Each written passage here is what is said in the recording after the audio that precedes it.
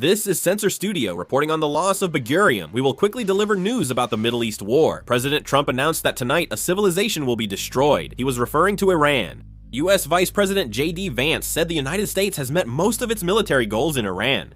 He said he still thinks the U.S. could get a response from Iran about the ceasefire terms by President Trump's deadline tonight. This is Karg Island. The U.S. military launched a large-scale attack on Karg Island. The U.S. forces continued concentrated attacks on shelters and defensive facilities. They also continued attacks on the air defense system. The attack targets included bunkers, radar bases, and ammunition depots. This is Tehran, Iran. A resident of Tehran is filming a U.S. Tomahawk cruise missile flying over his head toward its target. This is Karaj, Iran. There was an attack on the railway.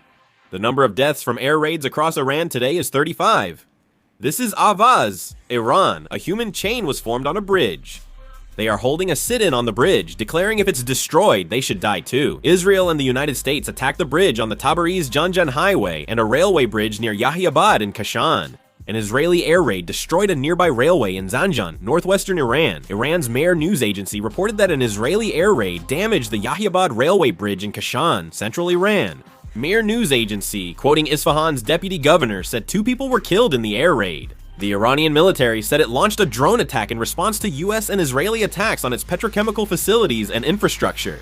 The Israeli newspaper Haaretz reported that a direct hit struck a building in Kiryat Shmona in northern Israel. This is Istanbul. These are the terrorists who attacked the Israeli consulate in Turkey. There was an exchange of fire over another incident. A police officer skillfully aimed under the car and killed the attacker.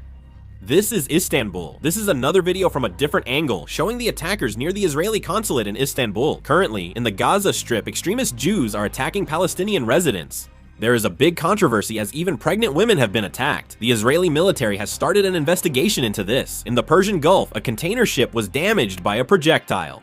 The UK Maritime Trade Operations reported the attack happened in international waters south of Kish Island, Iran. Over 20 ships in the Middle East have been attacked by Iran since the war began. Reuters reports Iran has rejected all proposals for a temporary ceasefire with the US. Iranian state TV says all diplomatic channels and indirect talks are suspended after President Trump's recent threats. The Iranian Revolutionary Guard Aerospace Force commander said today the war has entered a new phase.